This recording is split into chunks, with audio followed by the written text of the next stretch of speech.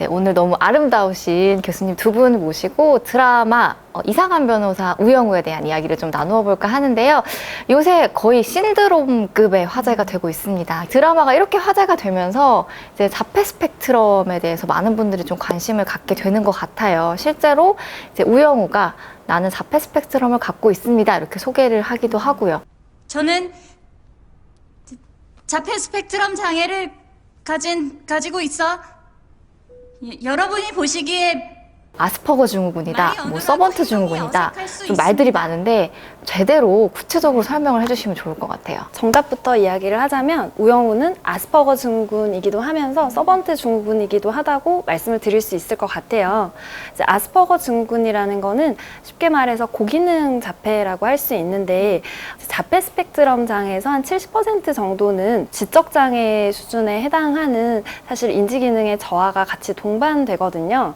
근데 30% 정도는 정상 지능을 가지고 있고 사회성만 떨어져 있고 그런 특징이 있어서 30%를 아스퍼거 증후군이라고 얘기를 합니다. 근데 서번트 증후군은 조금 또 개념이 달라요. 네. 서번트 증후군이라고 하는 거는 예전에 아마 영국에서 연구를 할 때 이제 발표를 하실 때 뭐 바보 천재다 이렇게 표현을 해서 그 이후로 서번트 신드롬이라고 얘기가 됐던 걸로 알고 있는데요. 자폐나 아니면 지적장애가 있는 분들한테서 다른 사람들보다 훨씬 더 뛰어난 암기력이라든지 그리기, 뭐 음악 등 뛰어난 재능을 가지고 있는 분들을 일컫는 말입니다. 월곡역이 몇 번인지 알아? 41번. 주로는 이제 예술 쪽에서 두각을 나타내는 거라고 생각하시면 되는데 30분 동안 도쿄 시내를 보고 네, 며칠에 걸쳐서 이렇게 그림을 그리신 그런 분들을 예시로 좀 떠올리시면 될 것 같습니다. 그러면 그 아스퍼거 증후군 안에 그 서번트 증후군이 포함이 되어 있는 건가요? 꼭 그렇지는 않아요. 서번트 증후군은 이제 인지 기능이 굉장히 저하되어 있는데 한 영역에서만 두각을 드러내는 경우도 있고 지금 이상한 변호사 우영우에서 나온 것처럼 아스퍼거이면서 서번트 증후군인 경우도 있고 그래서 꼭 동일한 개념은 아닌 걸로 이해를 하시는 게 더 맞을 것 같습니다. 아, 다른 개념이지만 어쨌든 둘 다 좀 해당된다 이렇게 이해를 하면 될까요? 그러면 우영우 같은 경우에는 정말 천재로 또 표현이 되면서 사실 사회성이 조금 떨어지는 모습이 보이기도 하지만 충분히 이제 일상생활이 어느 정도는 가능하다고 보여지기는 하는데 숨겨진 쟁점을 잘 찾았어. 이런 건 내가 먼저 봤어야 되는데 내 생각이 짧았네. 이제라도 아셨으니 됐습니다. 현실에서 그런 천재적인 모습을 가진 우영우가 좀 가능할지 존재할지 이런 부분도 궁금해지더라고요. 네, 사실 우영우 설정이 조금 실제 자폐 환자들을 볼 때랑 안 맞는 부분들이 조금 있기는 해요. 쉽게 말해서 성인이고 고기능 자폐인데 그렇게까지 이제 뭐 반향어를 한다던가 상동행동을 한다던가 그런 특징적인 증상들을 현저하게 보이기는 쉽지가 않다는 거죠. 공익 사건이에요. 자료 꺼내보세요. 자료 꺼내보세요. 피고인은 살인미수 혐의로 기소. 피고인은 살인미수 혐의로 기소. 아 뭐야? 아니, 왜 자꾸 아까부터 말을 따라해요? 각자 가지고 있는 기능의 수준에 따라서 다르겠지만 우영우가 거기서 IQ가 165라고 나오더라고요.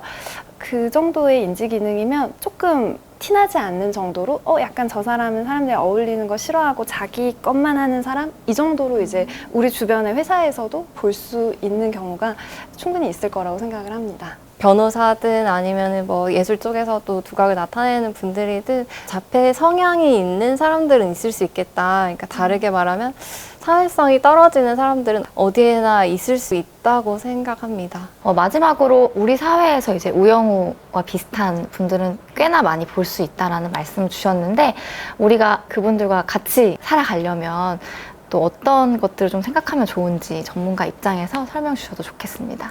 그게 이 드라마가 주는 메시지라고 생각을 해요. 자폐 스펙트럼 장애 하면 예전에는 어떤 장애가 있고 그래서 마치 우리 사회에 공존하지만 조금 투명인간처럼 마치 선이 그어져 있는 것처럼 어릴 때는 괴롭힘의 대상이 되고 나중에는 그렇게까지 괴롭히지는 않지만 없는 것처럼 이렇게 지내왔었는데 이 드라마를 통해서 우영우가 어떻게든 그 로펌에서 이렇게 적응을 해서 지내잖아요. 그걸 보면서 우리가 우영우가 가진 특징을 뭐 최수연이나 아니면 정명석 변호사처럼 좀 이런 특징이 있는 친구구나 이렇게 이해를 하면 같이 공존하는데 훨씬 도움이 될 거라고 생각을 해요. 극 중에서 이준호가 우영우가 자기가 왜 거짓말 이런 거를 쉽게 속아 넘어가고 정신을 바짝 차리지 않으면 그게 그렇게 어려운지를 얘기를 하는데 이준호가 그런 얘기를 하니까 이렇게 얘기를 듣는 게 제가 변호사님을 이해하는데 도움이 된다고 하잖아요. 그게 우리가 좀 우리 주위에 있는 우영우들과 같이 공존하는 방법이라고 생각합니다. 저도 생각해보면 사실 정신과 의사지만 사람의 마음을 읽는다는 게 참 어려운 일인 것 같아요. 그래서 선천적으로 그런 능력이 조금 부족한 분들 같은 경우에는 더 사회생활도 힘들고 어려운 점들이 많을 거라 생각하는데 드라마를 통해서 우영우라는 캐릭터를 통해서 이런 분들의 마음을 조금 더 이해하기 쉬운 도구로 활용을 했으면 좋겠고 좀 다른 부분이 있구나 사회성이 좀 떨어지는 주위에 친구들이나 뭐 지인들이 있다고 해도 조금 더 이해할 수 있는 계기가 됐으면 좋겠습니다. 네, 실제로 드라마가 좀 우리의 어떤 인식을 좀 더 긍정적으로 바꾼 그런 계기가 된 것 같기도 해서 저는 그런 부분에서 참 의미가 있다고 보는데요.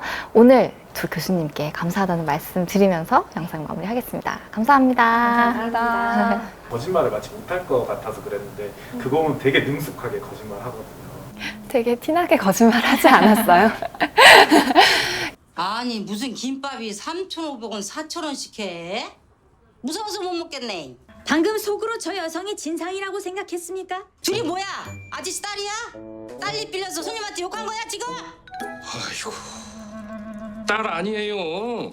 손님도 이만 나가세요. 네 아저씨. 안녕히 가세요.